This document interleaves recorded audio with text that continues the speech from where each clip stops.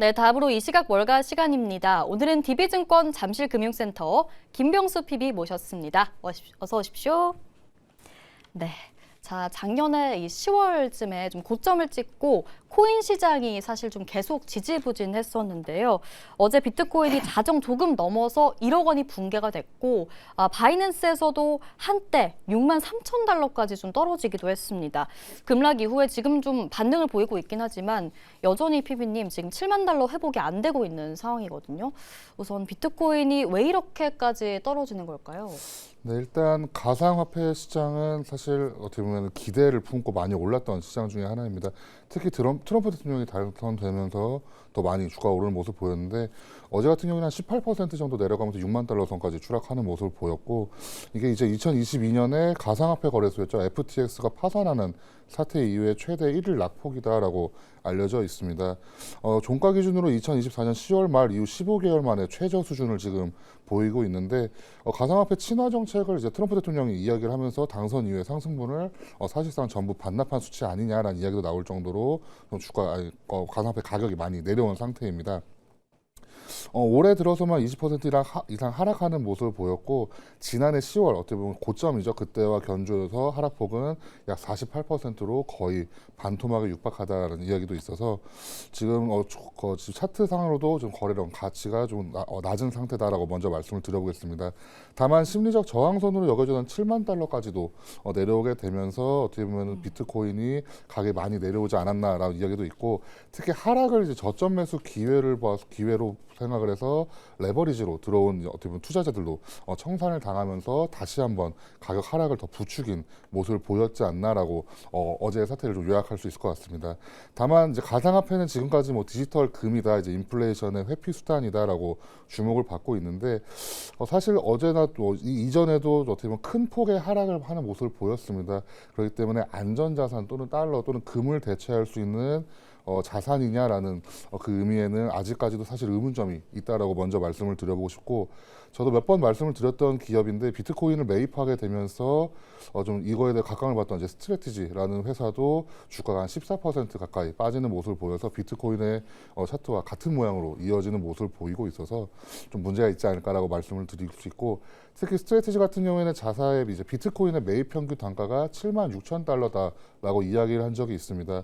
그렇기 때문에 지금 평균 단가가 7만 6천 달러인데 비트코인 가격이 6만 달러 선으로 내려온 것을 보게 된다면은 좀 주가가 좀 많이 하락한 모습이지 않을까라고 먼저 말씀을 드려보고 싶고 이 이외에도 요 근래에 나왔던 이야기 중에는 앱스테인 관련해서도 비트코인 이야기가 함께 나오고 있습니다.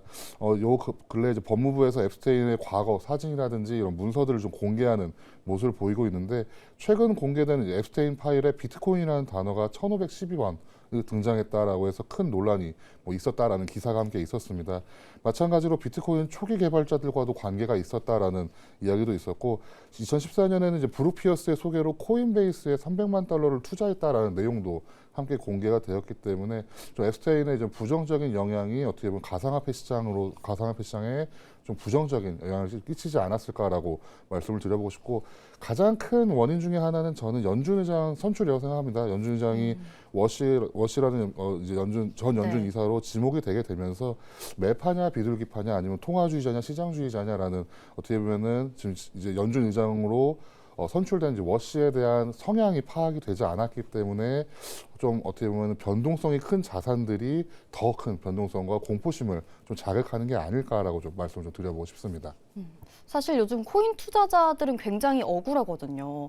금이랑 증시가 잘 갈 때는 또 같이 못 가다가 지금 빠지니까 더 빠지고 있는 모습이 나타나고 있고요. 웬만한 호재는 미동도 없는 상태입니다. 아까 이제 나왔던 차트를 보면 거의 폭포수처럼 이렇게 흘러내리는 모습이라서 회복하기에는 한참이 남았어요. 확실한 반등이 나와주려면 좀 어떤 모멘텀이 필요할까요? 확실한 반등을 원한다면 아마 네. 트럼프 대통령과 미국 행정부의 발언이 제일 중요하지 않을까 생각하고 있습니다. 저희가 지금 기대하고 있는 것 중에 가장 큰 게 가상화폐 시장을 저희 이제 알고 있는 저희 제도권 시장으로 들어오게 되는 그걸 굉장히 많이 기대하고 있는데 미국 증권선물위원회에서 과연 비트코인을 인정할 것인가 그리고 그 인정하는 것이 어느 정도 수준일 것인가도 굉장히 중요하다고 생각하고 있습니다.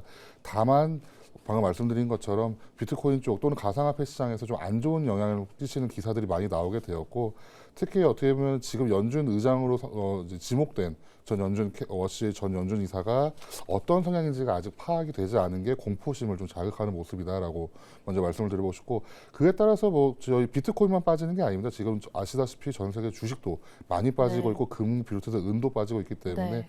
지금까지는 주가가 많이 오른 주식을 비롯해서 이런 자산들이 조금 차익 실현 욕구가 좀 크지 않을까라고 좀 말씀을 드려보고 싶습니다. 네, 말씀해주신 것처럼 요즘 귀금속도 좀 엄청난 변동성을 보이고 있습니다. 은 가격이 좀 털썩 내려앉았다가 지금 소폭 회복을 하고 있긴 하지만 그래도 여전히 많이 떨어진 상태거든요. 이걸 또 저가 매수의 기회로 좀 삼아봐도 되는 건지 아니면 주의할 필요가 있을까요? 일단 금과 은을 조금 나눠서 말씀을 드려보고 싶습니다. 물론 둘 다 지금 자산이 좀 빠진 네. 모습은 확실하게 보일 수가 있는데, 일단 은을 먼저 말씀을 드려보자면은, 은은 사실 어떻게 보면은 원자재에 가깝습니다. 구리에 가깝다고 먼저 말씀을 드려보고 싶고, 다만 금은 저희가 아시다시피 안전자산 중에 하나다. 달러 또는 부동산을 대체할 수 있는 안전자산으로 투자자들 사이에서 인정을 받고 있기 때문에 금과 은은 살짝 성격이 좀 다르다라고 먼저 말씀을 드려보고 싶고, 금 현물 가격도 물론 많이 빠졌다가 회복하는 모습이긴 하지만 온스당 4,872달러 83센트 정도를 기록하고 있고, 은 현물은 온스당 77달러 정도로 기록이 되고 있습니다. 결국에는 비트코인 시세와 함께 이제 안전자산이라고 표현되는 금과 은도 이제 급락하게 되어서 위험자산과 안전자산이 구분 없이 급락하게 되면서 글로벌 금융시장이 뭐 경고등이 켜졌다라는 이야기를 좀 먼저 드릴 수가 있을 것 같고, 결국에는 안정감을 줄 수 있는 이런 어떻게 보면 자산들이 변동성이 커진 시장이기 때문에 방금 말씀드린 대로 공포가 조금 커진 시장이다라고 좀 말씀을 드려보고 싶습니다. 다만 금은 여전히 돈을 지키기에 가장 좋은 곳이다라는 이제 레이 달리오의 발언이 한번 있었습니다. 급락했던 국제 금값도 2008년 11월 이후에 17년 만에 하루 기준 최대 상승률도 기록하는 모습도 보였기 때문에 금 같은 경우에는 저희가 생각하는 것만큼 물론 변동성은 컸습니다.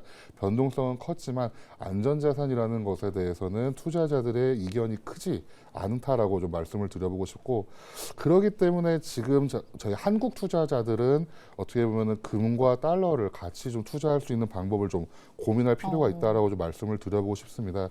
특히 지금 달러 저희 환율이 1,430원대에서 다시 한번 1,460원, 70원 정도까지로 오르는 모습을 보이고 있기 때문에 금 자체를 미국 직투 시장에서 미국 직시장에서 투자할 수 있는 ETF를 좀 살펴보시면 좋을 것 같다라고 말씀을 드려보고 싶고, 특히 GLD라는 ETF가 있습니다. 금 현물을 추종하는 ETF인데 한국 투자자 입장에서는 달러를 통해서 환전을 하고 그리고 금을 직접 투자하는 방식을 생각해 보신다면은 만약 환율이 조금 더 오르고 금 가격도 오른다면은 두 가지 토끼를 잡을 수 있지 않을까라고 생각을 하고, 물론 이거의 전제 조건은 금값이 인플레이션과 함께 해서 쭉 오를 수 있다라는 전제 조건을 동의하신다면은 금 투자를 직접 미국 시장에 상장된 GLD라는 ETF로도 한번 투자할 수 있는 방법을 좀 아이디어로 좀 말씀을 좀 드려보고 싶습니다.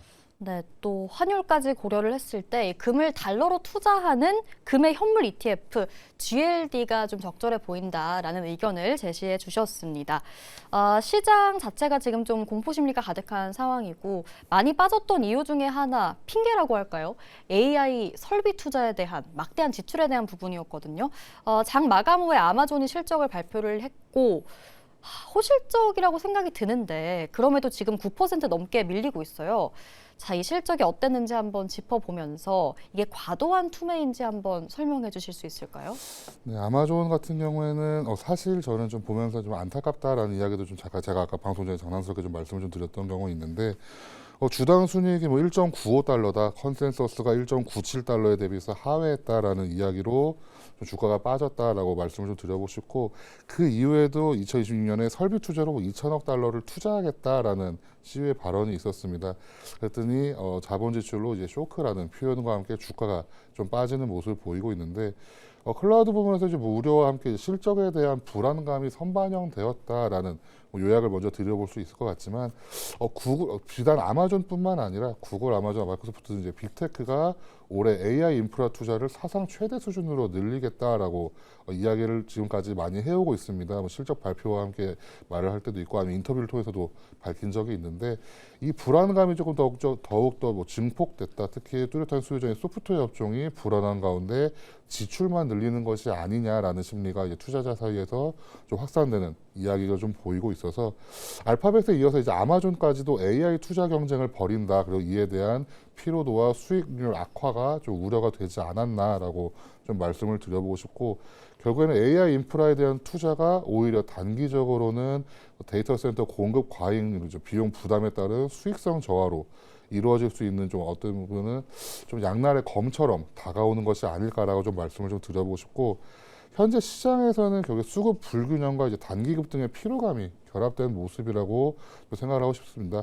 어차피 일시적인 조정 국면에 들어간 것은 사실이기 때문에 거기에다가 이제 FED 연준의 의장 교체라는 어떻게 보면 대형 매크로 이벤트가 함께 나오게 되면서 조금이라도 안 좋은 소식, 조금이라도 악재라고 생각이 된다면은 차익 실현 욕구가 굉장히 크게 나오는 것이 아닐까 생각하고 있고 다만 아마존 같은 경우에는 실적이 물론 저희 컨센서스에 대비해서는 좋은 편은 아니었다라고 말씀을 드려볼 수 있지만 투자를 늘린다고 하는 것은 어떻게 보면 호재성 기사일 수도 있지만 다만 지금 시장에서는 이것을 어떻게 보면 수익률을 좀 악화할 수도 있다라고 받아들인 것 같습니다. 그렇기 때문에 주가가 좀 하락한 모습을 좀 보이고 있는데 이 이후에는 조정 국면으로 볼 수가 있기 때문에 투자자분들께서는 지금 보유하신 분들은 조금 좀 길게 보실 필요가 있을 거라고 네. 생각을 하고 있고 새로 진입하시는 분들은 기회로 보셔도 나쁘지 않을 것 같다라고 말씀을 드려보고 싶습니다. 네, 이 M7 기업들, 하이퍼스케일러들이 이제 실적을 발표를 했고 또 설비 투자 계획이 계속해서 나오다 보니까 제가 한번 정리를 해봤는데요. 기업별로 봤을 때 아마존이 2천억 달러, 알파벳이 최대 1,850억 달러, 메타가 1,350억 달러, 마이크로소프트가 1,050억 달러를 투자할 거라고 합니다. 그러니까 아마존이 제일 높은 상황인데 버는 돈 대비해서 이렇게 투자 속도가 빠르면 현금 흐름에 대한 걱정은 우리가 안 하고 들어가도 괜찮은 건가요? 근데 방금 말씀하신 것처럼 지금 주가가 지금 하락한 이유가 네. 방금 딱 짚어진 그 이유인 것 같습니다. 알파벳보다도 더 큰 자금을 투자할 수 있는 여력이 있는가 그리고 AWS라고 표현하는 이제 아마존 웹 서비스에서 매출이 과연 많이 나왔나? 물론 매출은 탄탄합니다. 4분기에도 AWS 매출은 356억 달러로 전년 대비 24%가량 증가하면서 3년 만에 가장 높은 성장률을 기록하기도 했습니다. 다만 매출 증가 속도보다 자본 지출 속도가 빠른 거에 조금 더 집중한 것이 아닌가라는 생각을 하고 있어서 아마존 같은 경우에는 이제 AI를 투자를 할 때 늦으면은 회사의 좀 존립이 좀 위험할 수도 있고 그렇다고 투자를 좀 하게 되면은 주가가 좀 낮아지는 폭락하는 딜레마에 빠져 있는 사태가 아닐까. 비단 아마존뿐만 말씀드리는 게 아니라 이런 빅테크 기업들이 연초가 좀 쉽지 않지 않나라고 좀 말씀드리고 싶습니다. 네, 빅테크 이야기 이어가 보겠습니다. 마이크로소프트 같은 경우에는 좀 드물게 투자 의견 하향 의견이 나왔습니다. 그 내용은 단기적으로 주가에 촉매제가 없다라는 거였는데 이 의견에 좀 동의를 하실까요? 네, 마이크로소프트 같은 경우에는 사실 좀 힘이 빠진 것도 맞는 것 같습니다. 다만 지금 워낙 그 주가도 크게 잘 달려왔기 때문에 지금 잠시 쉬어가는 구간이다라고 좀 말씀을 드릴 수가 있을 것 같은데 목표가 하향은 사실 미국 시장에서도 흔한 리포트는 아니라고 생각을 하고 있습니다. 지금 목표 주가가 540달러에서 392달러로 하향 조정되는 모습을 보였는데 결국에는 이제 시장 조사 업체에서 발기한 시장 전망치인 802억 달러보다 2분기에 매출액이 17% 높은 812억 달러 정도가 나왔습니다. 그럼에도 불구하고 목표 주가를 조금 하향 조정하는 이유가 시장의 실적 기대치가 지나치게 조금 높은 게 아닐까라고 좀 생각을 하고 있고 다만 마이크로소프트 즉 MS365를 비롯한 이런 사회 관계망 서비스에서도 영업이익이나 이런 실적도 나쁘지 않게 나오고 있습니다. 특히 클라우드 매출도 이번 분기에 500억 달러를 돌파하는 모습을 보임에도 불구하고 아마도 마이크로소프트가 지금까지 투자한 거에 대비해서 좀 수익이 많이 나오지 않았다라고 생각을 하는 것 같고 특히 지금 시장에서는 차익 실현 매물에 대한 욕구가 굉장히 커진 것 같습니다. 그렇기 때문에 좀 버텨보려던 투자자들도 주가 하락을 보게 되면서 아마도 같이 한번 매도를 같이 하고 있는 것이 아닐까라고 생각을 하고 있고 다만 이 시장을 지날 수만 있다면은 다시 한번 또 투자의 기회도 오지 않을까라고 좀 생각을 하고 있습니다. 네, 클라우드 3대장이 순항 중이긴 하지만 그래도 비교를 해봤을 때 상대적으로 마이크로소프트의 성장세가 조금은 아쉽기는 하더라고요. 이런 점 고려해 보시면 좋을 것 같고 사실 알파벳도 설비 투자를 늘리면서 또 폭락을 했었는데 반면에 이런 투자로 인해서 수혜를 보는 종목들은 좀 지금 오르고 있는 것 같아요. 브로드컴 전망을 좀 어떻게 보실까요? 네, 요거 브로드컴 AV 주요죠. 티커로 AV 주 브로드컴 같은 경우에는 뭐 살아남은 하나의 강자다라는 표현도 있을 정도인데 네. 구글의 호실적과 자본 지출 확대 이제 브로드컴의 주가 상승으로 이어진다라는 이야기도 있습니다. 특히 이제 투자기관인 제프리스에서 이제 알파벳의 자본 지출 가이드라인이 대폭 상향된 것은 브로드컴의 대형 호재다라는 평가가 함께 있었습니다.